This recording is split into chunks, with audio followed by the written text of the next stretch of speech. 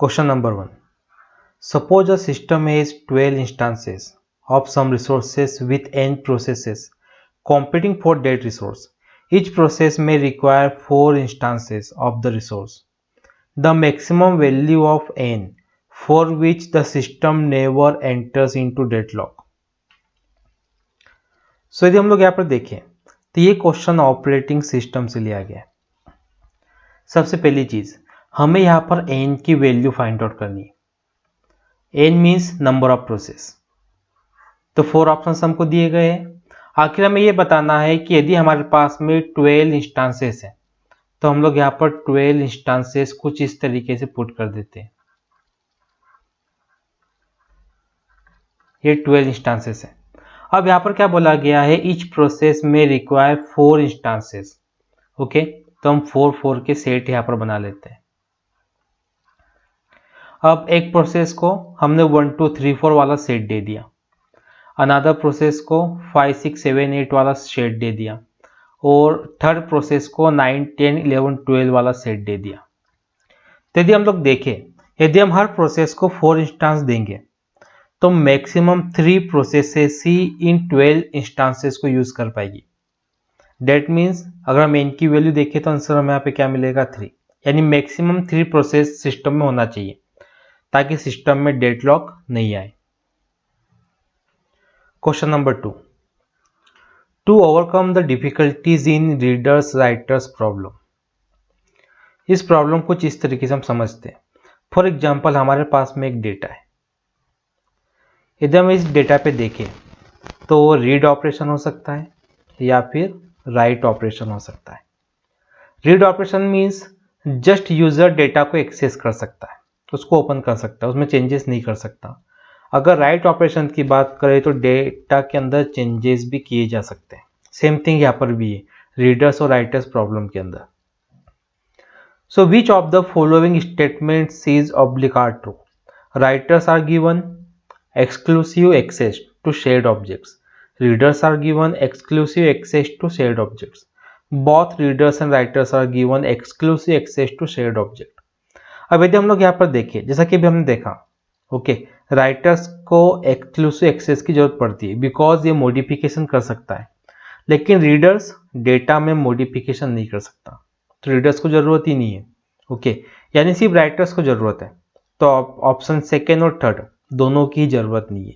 यदि हम लोग देखें तो ऑप्शन ए मीन्स 1 ओनली, तो ये हमारा आंसर रहेगा। Question number 3. Consider ISO OSI network architecture. यदि हम OSI मॉडल को देखें तो हमने काफी स्टडी किया इंजीनियरिंग के अंदर, कंप्यूटर नेटवर्क सब्जेक्ट के अंदर। So consider ISO OSI network architecture reference model. Session layer of this model offers dialog control, token management and blank as service. अब यदि हम लोग ऑप्शंस के अंदर देखें तो जो एरर कंट्रोल हमारे सामने है ऑप्शन सी, तो ये फंक्शन है ट्रांसपोर्ट लेयर का। यदि फ्लो कंट्रोल को देखें तो ये भी ट्रांसपोर्ट लेयर का फंक्शन है। अब यदि हम ऑप्शन ए को देखें सिंक्रोनाइजेशन, तो ये है फंक्शन सेशन लेयर का। यदि क्वेश्चन में देखें तो डायलॉग कंट्रोल एक फंक्शन है सेशन लेयर का, टोकन मैनेजमेंट एक फंक्शन है सेशन लेयर का। डेट मीन्स सिंक्रोनाइजेशन, ये हमारे फिल इन द ब्लैंक्स में आएगा। So option A is the correct answer. Question number 4. Consider the vocabulary with only 4 propositions A, B, C and D. Okay, हमें ध्यान देना है कितने कैरेक्टर्स दिए यहाँ पे, A, B, C और D, 4 कैरेक्टर्स दिए। अभी क्या इंपॉर्टेंस है इसका भी हम देख लेंगे। How many models are there for the following sentence? Negation A, union negation B, union negation C, union negation D। Okay, अब इस क्वेश्चन को सॉल्व करने के लिए हम एक क्वेश्चन को यहां पर देखते हैं कि हमें करना क्या है कि क्वेश्चन के अंदर। सेम क्वेश्चन मैंने यहाँ पे पुट करके रखा हुआ है easyexamnotes.com पे। यदि यहाँ पर हम लोग देखें, सेम क्वेश्चन है 2018 का। ओके, अब नंबर ऑफ कैरेक्टर्स में प्रपोजिशंस कितने थे हमारे पास 4, तो हम क्या यूज करेंगे 2 की पावर 4, मीन्स हमको टोटल 16 केसेस मिल जाएंगे। लेकिन जब a equal to B equal to C equal to D equal to 0 हो जाएगा, मीन्स जब चारों प्रपोजिशन की वैल्यू 0 रहेगी, ओके, उस समय ये कंडीशन सेटिस्फाई नहीं होगी। तो 16 केसेस हमारे पास में है, यहाँ पे 16 केसेस में 16 रोज मैंने बना दिए। अब जस्ट हमें जो बाइनरी हम यूज करते हैं, ओके, टोटोलॉजी कॉन्ट्रडिक्शन के लिए सेम थिंग हमें यहाँ पे यूज करना है। 16 थे तो 8 time 0 8 time 1, then B column में 4 time 0 4 times 1 4 time 0 4 times 1, then C column के अंदर 2 time 0 2 times 1। Okay, same proposition same table जो हम टोटोलॉजी के लिए यूज करते आए हैं, ओके, हमारे स्कूल और कॉलेज टाइम के अंदर। अब हमें ये देखना है कि ए बी सी डी की वैल्यू कहाँ पे है 0, यहाँ पर चारों के लिए 0 है। अगर एक के लिए भी 1 होगी तो हमें आउटपुट में कितना मिलेगा 1, मीन्स इस सेंटेंस का हमें आउटपुट कितना मिलेगा 1। अगर ए बी सी डी चारों की वैल्यू 0 है तो हमें आउटपुट में क्या मिलेगा 0, और जहाँ पे हमको 0 मिलता है उसको काउंट नहीं करना है। अब यदि हम देखें तो 16 केसेस में से 15 केसेस ऐसे है जहाँ पे कंडीशन सेटिस्फाई कर रही है, मीन्स 1 है, तो हमारा आउटपुट यहाँ पे मीन्स रिजल्ट कितना आएगा 15। ओके, सेम यदि हम लोग यहाँ पर देखें, हमें मालूम पड़ गया किस तरीके से हमने सॉल्व किया है, तो जस्ट हम लोग क्या करेंगे 15 हमारा आंसर है। सेम टाइप का वन मोर क्वेश्चन है जो मैंने आप पुट करके रखा है, उस क्वेश्चन को भी हम देख लेते हैं। ओके, ये क्वेश्चन भी दिसंबर 2018 का है। अब यदि हम लोग देखें कितने प्रोपोजिशन दिए, 4 प्रोपोजिशंस दिए, दैट मीन्स 16 केसेस अगेन यहाँ पर बनेंगे। लेकिन सेंटेंस में क्या है, बी और सी ही है हमारे सामने। ओके, बी और सी, ए और डी हमेशा 0 रहेंगे। क्या यही कंडीशन हमारे पास में दी गई है क्या? यस, ए और डी हमेशा 0 रहेंगे। ओके, यदि आप यहाँ पर देखें, ये थोड़ा मैंने टाइपिंग मिस्टेक कर दिया है, यहाँ पर भी 0 आएगा। ओके, बस ए और डी की वैल्यू हमेशा क्या रहेगी 0। तो जिन केसेस में हमको 0 मिलेंगे उन्हें हम काउंट नहीं करेंगे क्योंकि वो सेटिस्फाई नहीं करेंगे। जितने में 1 आएगा आउटपुट में वो सेटिस्फाई होगा। अगर हम लोग यहाँ पर देखें काउंट करने पे अराउंड 12, तो 12 हमारा यहाँ पे आंसर होना चाहिए। मुझे क्वेश्चन था सेम उसी तरीके से जैसा भी हमने सॉल्व किया था। Question number 5, which of the following statements is oblique or false? Statement P and statement Q. Statement P, the clean room strategy to software engineering is based on the incremental software process model. Statement Q, the clean room strategy to software engineering is one of the ways to overcome unconscious copying of copyright code. Choose the correct answer from the code given below. सबसे पहले ऐसे questions में हमें ध्यान देना है कि false के बारे में पूछा गया है, इनमें से पी और क्यू में से कौन सा फॉल्स है। सबसे पहले हम सॉफ्टवेयर इंजीनियरिंग में कुछ मॉडल्स को रिकॉल कर लेते हैं कि आखिर कौन कौन से मॉडल्स होते हैं। ओके, जब हम सॉफ्टवेयर इंजीनियरिंग को पढ़ते हैं सबसे पहले हमको वाटरफॉल मॉडल के बारे में पढ़ाया जाता है। देन कुछ एग्जाम्पल्स में यदि हम लोग देखें तो एक हो गया prototype model, then RAD model, incremental model, spiral model. Spiral model जिसे मेटा मॉडल भी कहा जाता है। ओके, तो कुछ मॉडल्स का नेम मैंने यहाँ पर लिखे हैं। इन्हीं मॉडल्स में यदि हम लोग देखें तो इंक्रीमेंटल सॉफ्टवेयर प्रोसेस मॉडल की बात की गई है।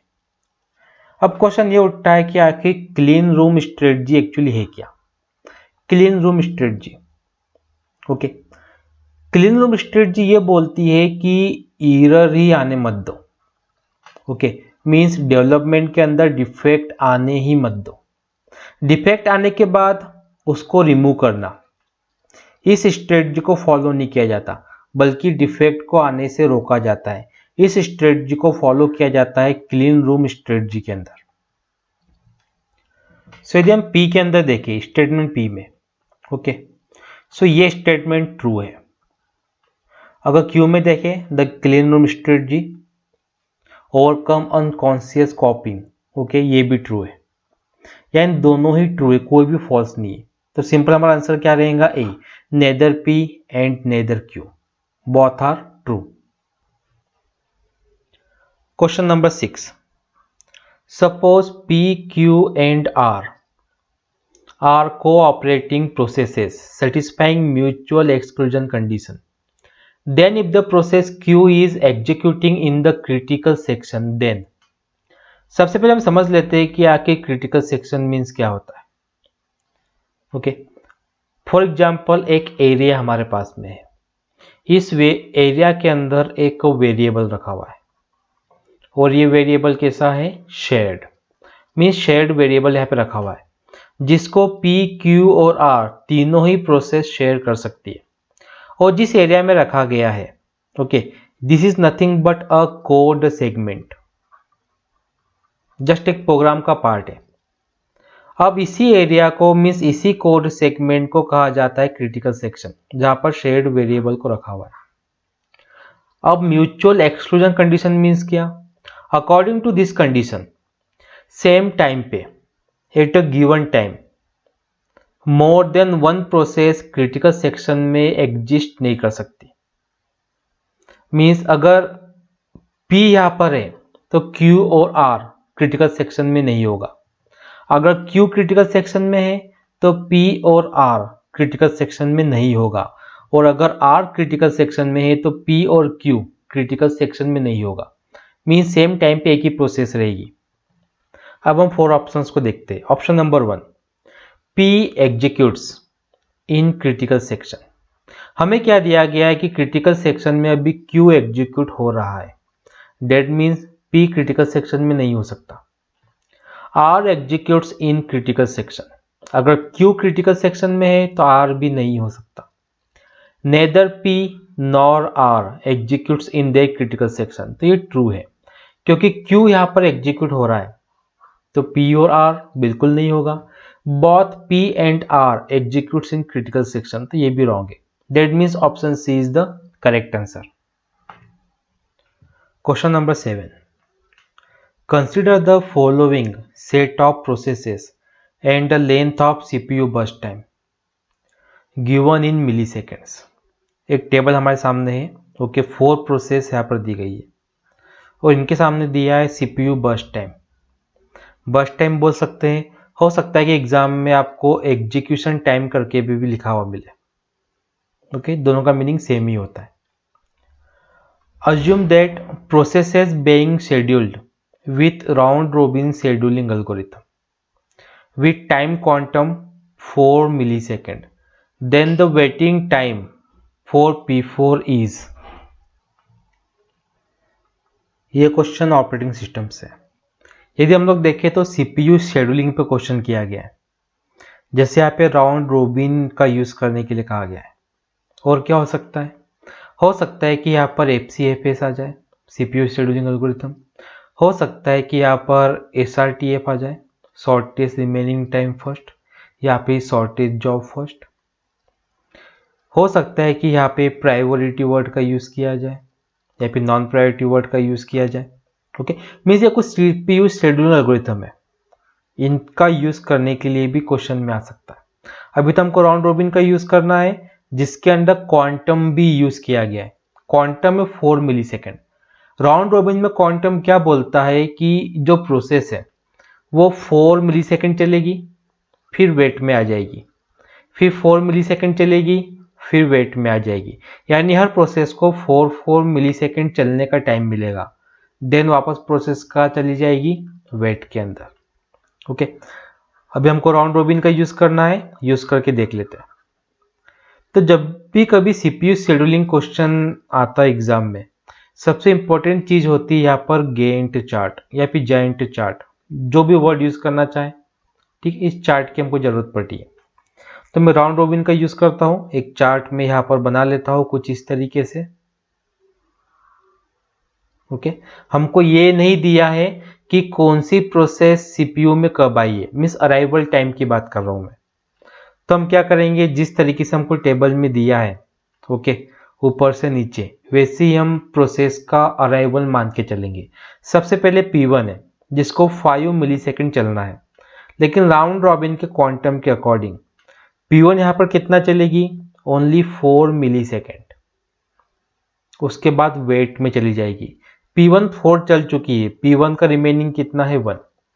अब P1 के बाद P2 की बारी आएगी। P2 को चलना है 7 मिलीसेकंड, तो P2 भी यहाँ पर 4 मिलीसेकंड के लिए चलेगी। CPU पहुंच जाएगा 8 पे। P2 चल चुका है 4 मिलीसेकंड, P2 का रिमेनिंग है 3। अब P3 की बारी। P3 प्रोसेस चलेगी 4 मिलीसेकंड के लिए, CPU पहुंच जाएगा 12 पे। P3 चल चुकी है 4 मिलीसेकंड, रिमेनिंग है 2। नाउ P4 की बारी। P4 चलेगी 4 मिलीसेकंड के लिए और CPU पहुंच जाएगा 16 पे। अब यदि हम लोग देखें तो P4 पूरा चल चुका है, अब उसका रिमेनिंग कुछ नहीं चलने का, तो P4 CPU के बाहर निकल जाएगा। अगेन बारी आएगी P1 की। हम फिर से P1 को चलने का मौका देंगे। P1 को चलना कितना है 1, तो 1 मिलीसेकंड के लिए P1 चलेगा, CPU पहुंच गया 17 पे। अब P1 भी चल चुका है तो CPU के बाहर निकल जाएगा। अब P2 की बारी। P2 को चलना है 3 मिलीसेकंड के लिए, CPU पहुंच जाएगा 20 पे। ओके P2 चल चुका है, CPU के बाहर निकल जाएगा। अब P3 की बारी। P3 को चलना है 2 मिलीसेकंड के लिए, CPU पहुंच जाएगा 22 पे। P3 भी चल चुका है, यानी P3 भी CPU के बाहर निकल जाएगा। अब हमें पता क्या करना है, हमें यहाँ पर फाइंड आउट करना है वेटिंग टाइम। हो सकता है कि एग्जाम के अंदर turn around time find out करने के लिए आ जाए, हो सकता है कि एग्जाम के अंदर रेस्पॉन्स टाइम फाइंड आउट करने के लिए आ जाए। ये होते क्या है, जब फ्यूचर में इस टाइप के क्वेश्चन आएंगे, जब पूछे जाएंगे, तब उसके पे भी वर्क करके देखेंगे। ओके अभी हमको ना turn around time find out करना है, ना ही रेस्पॉन्स टाइम फाइंड आउट करना है। अभी हमको सिर्फ वेटिंग टाइम फाइंड आउट करना है। किसके लिए, प्रोसेस P4 के लिए, कि आखिर P4 का वेटिंग टाइम कितना है। देखो जैसे वेटिंग टाइम यहाँ पूछा गया है, हो सकता है कि एवरेज वेटिंग टाइम भी एग्जाम में पूछा जाए। Average waiting time means just सारी प्रोसेस का वेटिंग टाइम निकालो, नंबर ऑफ प्रोसेस से डिवाइड कर दो, तो हमको एवरेज वेटिंग टाइम मिल जाएगा, जैसा मैथमेटिक्स में होता है। अभी हमको सिर्फ P4 के लिए वेटिंग टाइम निकालना है। ओके P4 प्रोसेस इस जगह पे। अब यदि हम लोग देखें, जब P4 को रन होने का चांस मिला, ओके तब तक कितना टाइम CPU चल चुका था। अगर हम 0 से काउंट करें, 0 से लेके 12 तक, टोटल 12 मिलीसेकेंड के बाद P4 को चलने का मौका मिला, यानी तब तक P4 ने CPU में वेट किया है। तो यदि हम लोग देखें तो हमें आंसर कितना मिलेगा, 12 मिलीसेकेंड, मीन्स ऑप्शन सी हमारा यहाँ पर आंसर है। Question number 8, the number of सब strings that can be formed from string given by is। अब इस क्वेश्चन को सॉल्व करने के लिए एक फॉर्मूला मैं यहाँ पर रिकॉल करूंगा, n इंटू एन प्लस 1/2। इस फॉर्मूले का हम सभी ने बचपन में यूज किया है। मीन्स यदि हमको नेचुरल सम निकालना हो तो इस फॉर्मूले का हमने यूज किया था, जहां पर n क्या है, नेचुरल नंबर। अब सेम फॉर्मूले का हम लोग यहाँ पर यूज करने वाले हैं। n की प्लेस पे हम क्या रखेंगे, नंबर ऑफ कैरेक्टर्स। यदि हम लोग यहाँ पे काउंट करें तो 10 कैरेक्टर्स है टोटल, यानी n की वैल्यू कितनी होगी 10। सो मैं सिंपल 10 इंटू 10 प्लस 1/2। यदि हम इसको सॉल्व करें तो कुछ इस तरीके से हमको मिलेगा, यानी 55। लेकिन 55 तो हमने यहाँ पे देखा है, बट सब स्ट्रिंग की बात हो रही है, यानी एक नल सब स्ट्रिंग भी यहाँ पर हो सकती है। Means nothing, just space. Okay तो हम एक नल सब स्ट्रिंग को भी यहाँ पे ऐड कर लेते हैं, यानी टोटल 56 सब स्ट्रिंग्स यहाँ पर बनाई जा सकती है। Means option C is the correct answer. Now remaining questions हम डिस्कस करेंगे नेक्स्ट एपिसोड में। यदि आपकी तरफ से कोई भी डाउट हो, कोई भी क्वेश्चन हो, कमेंट बॉक्स में लिख भेजिए।